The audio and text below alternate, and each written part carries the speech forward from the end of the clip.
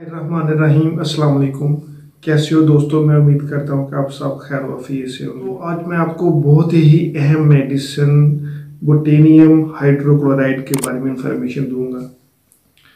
ये एक बहुत ही अहम रेमेडी है, ख़ास तौर पे ऐसे लोग जिनको स्टमक रिलेटेड जो है ना वो कंप्लेन देखने में आता है। स्टमक रिलेटेड कंप्लेन की वजह से जो पेशेंट होता है उसको कैल्शियम की जो कमी है वो देखने में आती है, या विटामिन B12 की कमी देखने में आती है, या फिर आयरन की कमी देखने में आती है। तो ख़ास तौर पे ये उन लोगों के लिए बहुत ही अहम मेडिसिन है जिनको जो स्टमक रिलेटेड कंप्लेन है और उसकी वजह से उनकी जो डाइजेशन है वो अच्छे तरीके से जो है ना वो ठीक नहीं होता, और उसकी वजह से उनको इंडाइजेशन का इशू है, या फिर एक जो गैस्ट्रिक सिम्टम देखने में आते हैं, फ्लैटलेंस देखने में आती है, या फिर उनको जो है ना एक कॉन्स्टिपेशन का इशू देखने में आता है। यानी ऐसे तमाम मेटाबॉलिक जो है ना सिम्टम पेशेंट को देखने में आते हैं, जो कि हमारे स्टमक रिलेटेड जो है ना इशू, उसकी वजह से जो जिस्म के मुख्तलिफ अज़ा पे जो है ना एक कम वीकनेस देखने में आती है। तो ये इन लोगों के लिए बहुत ही अहम मेडिसिन है। तो दोस्तों ये तमाम इन्फॉर्मेशन मैं आपको इस वीडियो में बताऊंगा, तो मेरी अब सबसे गुजारिश है कि वीडियो को एंड तक लाजमी देखें।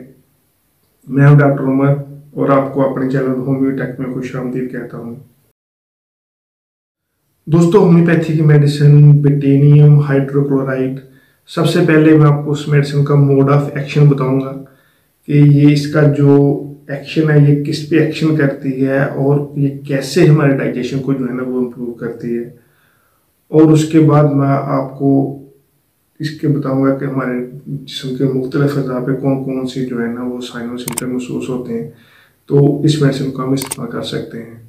और उसके बाद मैं आपको इस मेडिसिन के बताऊंगा इसे हम कौन कौन सी डिजीज़ में इस्तेमाल कर सकते हैं। और उसके बाद मैं आपको बताऊंगा इसे हम कौन सी ताकत में इस्तेमाल करें तो ये बहुत ही अच्छा रिजल्ट देती है। तो दोस्तों सबसे पहले अगर हम देखें तो होम्योपैथी की मेडिसिन बोटेनियम हाइड्रोक्लोराइड ये हमारे सलेवरी ग्लैंड पे बहुत ही अच्छा असर करती है। सलेवरी ग्लैंड जो कि एक सलाइवा की प्रोडक्शन करते हैं और उसको हमारे माउथ और हमारे जो एक डक्ट होती है जिसकी वजह से हमारा इसोफेगस होता है, जिसकी वजह से जो हमारी खुराक होती है, जो मील्स होते हैं, जो हम खाना खाते हैं, जो निकलते हैं, तो ये सलाइवरी जो होता है, जो सलाइवा होता है उसमें मिक्स हो जाता है, और उसकी वजह से जो खाना है वो इजीली हमारे जो इसोफेगस से गुजर के हमारे जो स्टमक में जो है वो चला जाता है। और उस सलाइवा की वजह से जो हमारा डाइजेशन है वो बेहतर होता है। तो अगर किसी को सलेवरी ग्लैंड में जो है ना एक खुश्कपन और ड्राइनेस देखने में आती है और उसकी वजह से जो उनका डाइजेशन सिस्टम है वो अच्छे तरीके से नहीं होता, जिसकी वजह से उनको जिस्म के मुख्तलिफ अज़ा पे जो एक कॉन्स्टिपेशन का इशू देखने में आता है, या फिर किसी को हार्ट बर्न का इशू देखने में आता है, या फिर किसी को एक कैल्शियम की कमी देखने में आती है, या फिर किसी को मिनरल्स की कमी देखने में आती है, विटामिन B12 की कमी देखने में आती है, आयरन की कमी देखने में आती है, जिंक की कमी देखने में आती है। तो बहुत ही बेशुमार किस्म की जो हमारे जिस्म में तकलीफ है या साइन और सिम्टम है, तो इसकी वजह से जो स्टमक रिलेटेड कंप्लेन की वजह से ये तमाम इशू में ये मेडिसिन बहुत ही अच्छा वर्क करती है। मेडिसिन जो बोटेनिक हाइड्रोक्लोराइड है ये एक एसिड है और इसको हम अक्सर एज ए सप्लीमेंट्री तौर पे भी सप्लीमेंट के तौर पे भी हम इसको इस्तेमाल करते हैं। यानी अगर किसी को स्टमक या जो जूस होता है उसमें भी कमी देखने में आती हो, तो उसकी वजह से अगर किसी को इन तमाम इस तरह के साइन और सिम्टम जो है ना वो देखने में आते हो, तो उसमें ये मेडिसिन जो है ना बहुत ही अच्छा वर्क करती है। तो दोस्तों सबसे पहले अगर हम देखते हैं कि जिसमें के मुख्तलिफ अज़ा पे ये मेडिसिन जो है ना वो किन किन डिजीज़ में इस्तेमाल करते हैं और उस डिजीज़ से रिलेटेड हमारे जिस्म में कौन कौन सी कॉम्प्लिकेशन देखने में आती हैं, तो इस मेडिसिन को हम इस्तेमाल कर सकते हैं। पहले अगर हम देखें तो होम्योपैथी की मेडिसिन बोटेनियम हाइड्रोक्लोराइड, इसे हम इंडाइजेशन के केस में ये मेडिसिन बहुत ही अच्छा वर्क करती है। यानी ऐसे लोग जिनका डाइजेशन अच्छा नहीं होता उनको खाना खाने के बाद जो है ना एक गैस्ट्रिक सिम्टम देखने में आता है, और जो गैस्ट्रिक सिम्टम होता है वो इतना शदीद होता है कि उनका जो एब्डोमेन होता है वो गैस से भर जाता है, और उसकी वजह से जो है ना उनको एक फ्लैटलेंस का सिम्टम जो है ना वो देखने में आता है। यानी जहाँ तो उनकी जो गैस है वो नीचे से पास आउट होती है, या फिर उनको एक ब्लीचिंग का सिम्टम देखने में आता है, या फिर जो उनकी गैस होती है वो ऊपर की तरफ, ये हमारे अपर रीजन पे जो है ना वो चेस्ट वाले का कार्डियक की रीजन की तरफ जो है ना एक अकोमुलेट हो जाती है, और उसकी वजह से उनको जो है ना एक हार्ट बर्न का सिम्टम देखने में आता है। यानी ऐसे पेशेंट जिनको स्टमक रिलेटेड कंप्लेन होती है और उस कंप्लेन की वजह से जो उनकी इंडाइजेशन की होती है, और इंडाइजेशन में उनको या तो कॉन्स्टिपेशन का इशू देखने में आता है, और उस कॉन्स्टिपेशन की वजह से जो एक गैस्ट्रिक सिम्टम देखने में आता है, और उस गैस्ट्रिक सिम्टम में या तो जो गैस होती है वो नीचे से पास आउट हो जाती है, या फिर जो उनकी जो गैस होती है वो हमारे अपर जो लंग्स वाला एरिया है, कार्डियक वाला एरिया है, हमारे हार्ट वाला एरिया है, उसके ऊपर अकोमुलेट हो जाती है, और उसकी वजह से उनको ब्लीचिंग का सिम्टम देखने में आता है, या फिर हार्ट बर्न का सिम्टम देखने में आता है, या फिर एक फ्लैटलेंस का सिम्टम देखने में आता है, या फिर एक कॉन्स्टिपेशन का सिम्टम देखने में आता है। तो इन तमाम केसेस में ये मेडिसिन बहुत ही अच्छा वर्क करती है। और दोस्तों उसके बाद अगर हम देखें तो ऐसे लोग जिनका डाइजेशन अच्छा नहीं होता, या जिनकी जो खुराक है वो अच्छे से डाइजेस्ट नहीं होती,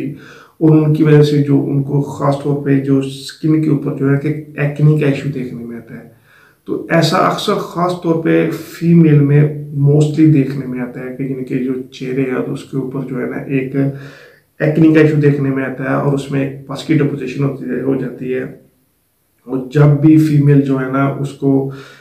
टच करती है या उसको थोड़ा सा भी हाथ लगाती है तो उसमें जो है ना एक स्कार जो है ना वो चेहरे के ऊपर जो है ना वो बन जाता है, और उस चेहरा बहुत ही ज़्यादा जो है ना एक बदनुमा जो है ना वो दिखाई देता है। तो अगर किसी की जो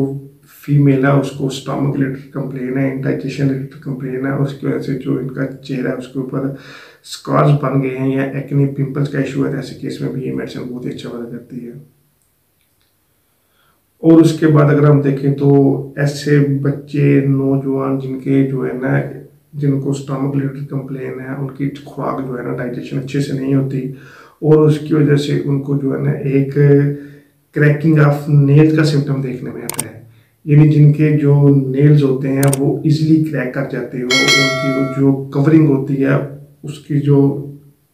जिल्द होती है हमारे नेल्स की उसमें वो बुरबुरा जो है ना वो हो जाते हो, तो ऐसे केस में भी ये मेडिसिन बहुत ही अच्छा वर्क करती है। और उसके बाद अगर हम देखें तो ये ऐसे पेशेंट या ऐसे लोग जिनको स्टमक रिलेटेड कंप्लेन है और उसकी वजह से उनको जो है ना एक विटामिन B12 की डेफिशिएंसी देखने में आती है, या फिर उनकी जो खुराक है वो अच्छे से डाइजेस्ट नहीं होती, और उसकी वजह से जो है ना उनको एक अनीमिया का सिम्टम देखने में आता है, यानी उनको खून की कमी देखने में आती है, और उसकी वजह से जो पेशेंट है उसको जिसमें मुख्तलिफ अज़ा पे एक नमनेस और उसका सेंसेशन देखने में आता है, एक वीकनेस देखने में आती है, एक लेथर्जिक कंडीशन जो है ना वो देखने में आती है। तो ऐसे पेशेंट जिनकी खुराक अच्छे से डाइजेस्ट नहीं होती और उस डाइजेशन ना होने की वजह से जो पेशेंट के हैं उसमें एक खून की कमी देखने में आती है, हीमोग्लोबिन की कमी देखने में आती है, या फिर उनको जो है ना एक जिंक की कमी देखने में आती है, आयरन की कमी देखने में आती है, या फिर उनके जो है ना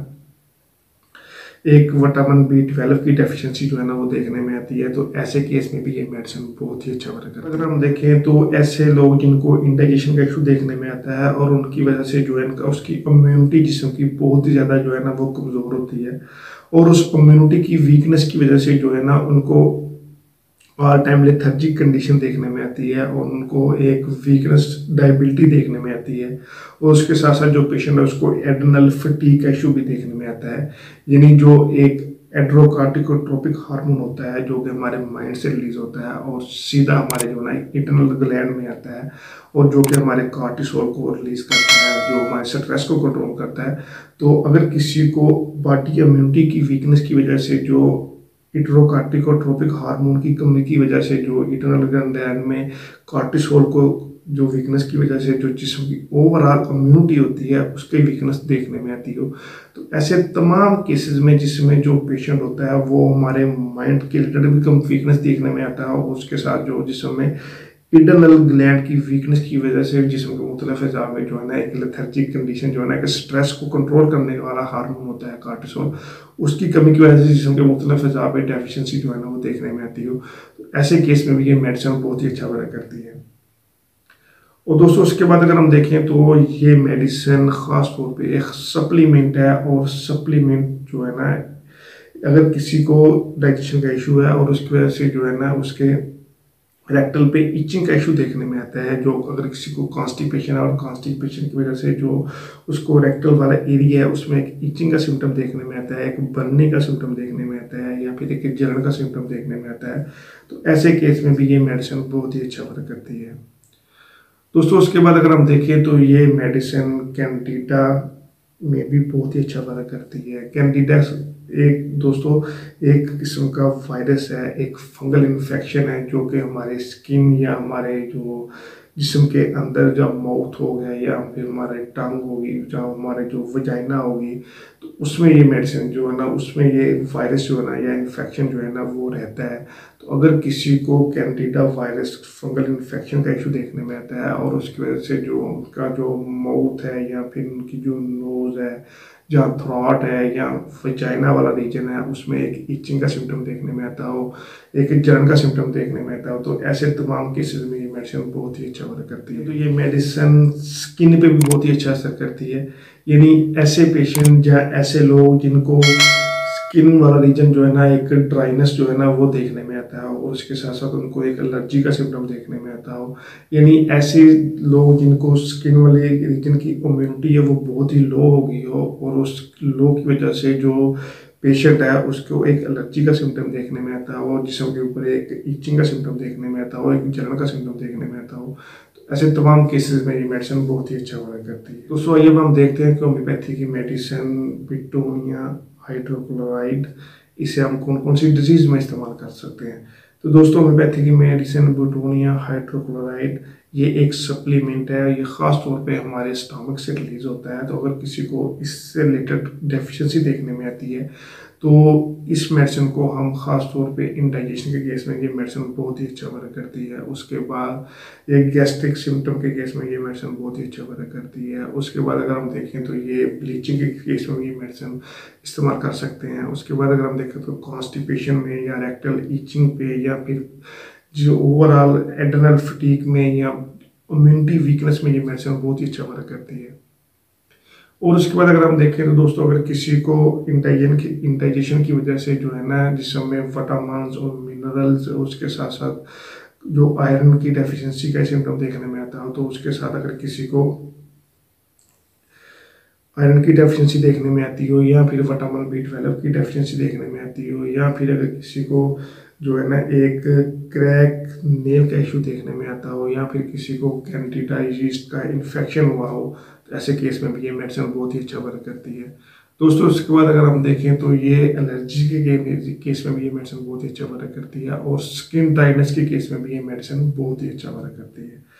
तो दोस्तों ये तमाम केसेस में जिसमें जो पेशेंट होता है उसको स्टमक रिलेटेड कंप्लेन में देखने में आती है, और उसमें जो पेशेंट होता है उसको हार्ट बर्न का सिम्टम भी देखने में आता है, और उसके साथ जो पेशेंट को कॉन्स्टिपेशन का इशू देखने में आता है, और गैस्ट्रिक का सिम्टम जो है ना वो बहुत ही शदीद पेशेंट को जो है ना वो देखने में आता है। तो ऐसे तमाम केसेस में मेडिसिन बहुत ही अच्छा वर्क करती है। तो दोस्तों आइए अब हम देखते हैं कि होम्योपैथी की मेडिसिन ब्यूटोनिया हाइड्रोक्लोराइड, इसे हम कौन सी ताकत में इस्तेमाल करें तो ये बहुत ही अच्छे रिजल्ट देती है। दोस्तों होम्योपैथी की मेडिसिन ब्यूटोनिया हाइड्रोक्लोराइड, इसे हम 30 पोटेंसी में सुबह दोपहर शाम 2 ड्राफ्ट जो है ना खाना खाने से बाद जो है ना वो इस्तेमाल करें, तो ये मेडिसिन बहुत ही अच्छा रोल प्ले करेगी ख़ासतौर पे डाइजेशन के केस में। तो क्योंकि ये एक किस्म की सप्लीमेंट होती है जो कि हमारा स्टमक से जो है ना वो खारिज होती है। तो अगर किसी को स्टमक रिलेटेड कंप्लेन है तो ये मेडिसिन बहुत ही अच्छा रोल प्ले कर रही है। दोस्तों आई होप आपको ये वीडियो पसंद आई होगी। मेरी अब सबसे गुजारिश है कि वीडियो को शेयर करें, चैनल को सब्सक्राइब करें और बेल आइकन लाजमी दबाएं ताकि आप मेरी वीडियो के बारे में अपडेट रह सकें। थैंक यू, अल्लाह हाफिज़।